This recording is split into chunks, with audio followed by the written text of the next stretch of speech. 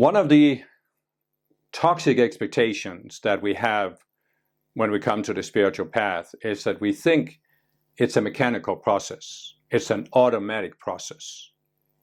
I have met people, especially in my first spiritual movement, that thought that if I take this long 6 months course where I get these advanced meditation techniques and I meditate all day for 6 months, then I'm guaranteed to have a breakthrough. And I met many other people from other spiritual movements who thought, for example, if I continue to do these spiritual practices religiously, mechanically, one day I'll have a breakthrough. But there's nothing mechanical about the spiritual path. Or rather, there is something mechanical about the spiritual path in the sense that what I explained in my breakthrough videos is that we have these subconscious selves. They are like a filter, like a coloring. And they influence the way we look at life, but they also influence how we use the energy that we receive from our higher selves. So we are receiving a stream of energy from our higher selves which flows through our subconscious minds, the identity, mental and emotional level, and it gets qualified by these selves that we have. And so this lower vibration of these fear-based selves, it accumulates. For example, you can have anger that accumulates in your emotional body and it pulls on you, so you become angry more easily when you have a pool of anger energy. So in a sense, you could say that there are spiritual techniques for transforming that energy back into a higher vibration. And this is sort of a mechanical aspect of the path, because it is really a matter of finding an effective spiritual technique and applying it. And the most effective technique I have found is to invoke spiritual light from the Ascended Masters through invocations and decrees, which I talk about in some of my other videos and on my websites. But nevertheless, there are other techniques you can apply. So there's a certain mechanical element of transforming that energy. When the energy is transformed, it doesn't pull on your conscious mind, but you still have that subconscious self. And you created that subconscious self in response to a difficult situation here on earth. And this often happened in a past lifetime, so you don't remember doing it. And when you reacted to that situation, you made a certain decision, and it was based on a certain illusion, that there were certain things about the situation you couldn't change or you couldn't avoid. So you made a decision based on that illusion. And the only way to be free of the self is to come to see that illusion, consciously see that illusion and let it go. And I describe this in my breakthrough videos, how you do this. But the thing is, many spiritual people that I met, and myself included when I was younger, we don't understand this dynamic.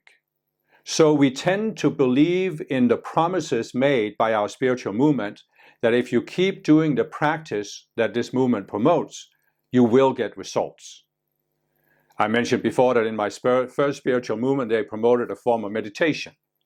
And it was said in the early days that if you meditated every day, you would reach cosmic consciousness in 8 years.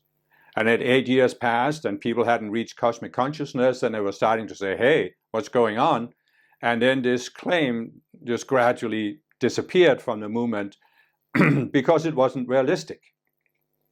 And it's the same with any other expectation you can have. If you come into a movement, if you take its teachings, adopt its practices, but you are building the expectation in your mind that within a certain time frame, you should achieve a certain result, well, then you have set yourself up for disappointment.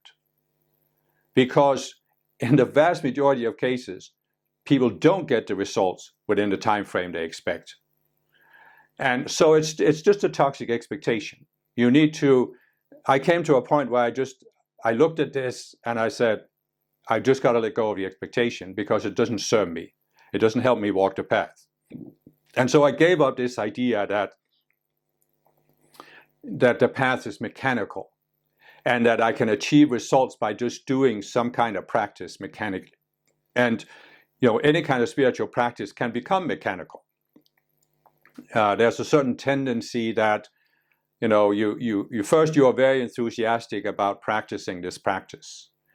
But then we usually get a little bit obsessive compulsive about it, because we are enthusiastic because we expect we'll get results. Then when we don't get the results in the time frame we were hoping for, we become obsessive compulsive, because now we're saying, oh, I didn't get the results.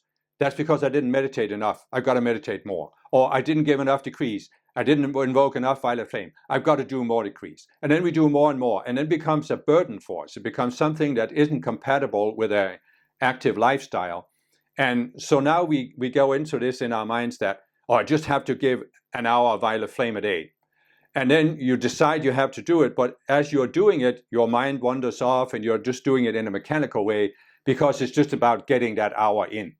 It's not about whether you're connected when you're doing it, whether you feel something inside, whether you feel a flow of energy from your higher self or the ascended masters. It's just a matter of getting it over with, So then we start becoming mechanical about it.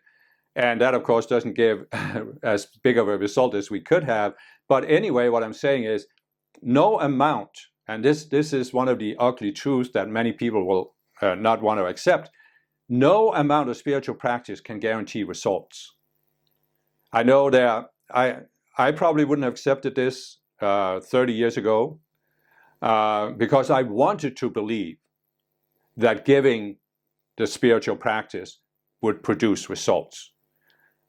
But no amount of spiritual practice will guarantee results. I don't care what they say in your spiritual movement. I don't care what your spiritual guru promises. It's just a fantasy. No amount of spiritual practice will guarantee results, because the results, as I've said, come when you see something in your own psychology, and that is not a mechanical process. It's a creative process. It's you, as I've explained in my breakthrough videos, the core of your being is this conscious you. It can step outside of a particular reactionary pattern, a particular self. Look at it and say, hey, this is not me. I see that these reactions I've had all of my life, they're just coming from this self. And I see that it's limiting me, and I see that it's based on an illusion. And I don't want it anymore. I don't want this in my life. And when you separate yourself from it and make that conscious decision to let it go, to let it die, that's when you've taken a step forward. But that's not a mechanical process. And the fact is that this can't always be brought about by studying a spiritual teaching. You may need to do some psychological work. I had a period where I went into all kinds of therapies, and I still have, for all of my path, I have always been observing myself, looking at myself, look at my reactionary patterns, and I still do it today, and I expect to keep doing it for the rest of my time in embodiment. So if you can let go of this expectation that you should mechanically get results from a spiritual practice or for taking courses, you can avoid this disappointment that I've seen. Some people, it took them 20, 30 years of religiously practicing before they were disappointed. But most people come to a point where they just realize, it's not working. Why haven't I changed? Why haven't I gotten the results I was promised? And then in some cases, they go into such a state of disappointment that they leave the spiritual path altogether, or they leave a particular movement. But in other cases, they just go into denial. They refuse to even think about it, and they just keep thinking, oh, if I just keep doing it the rest of my life, then I will get the results eventually. It's kind of like the Christian promise, after you die, Jesus will come and save you. And that doesn't lead to growth. It may be comfortable for some people, but it doesn't lead to growth.